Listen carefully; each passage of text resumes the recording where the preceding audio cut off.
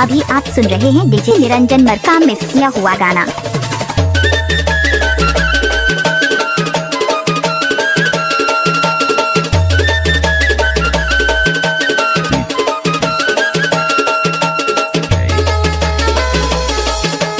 Niranjan Markam.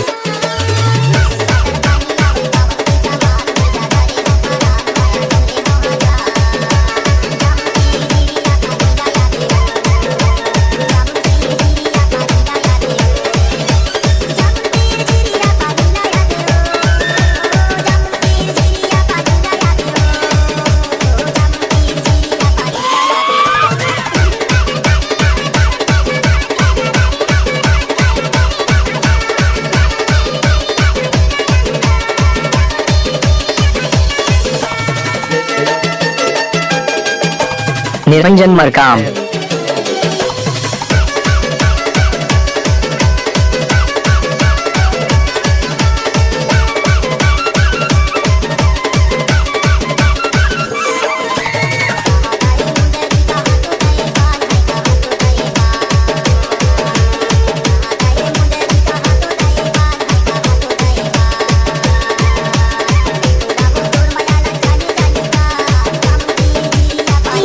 Niranjan Markam.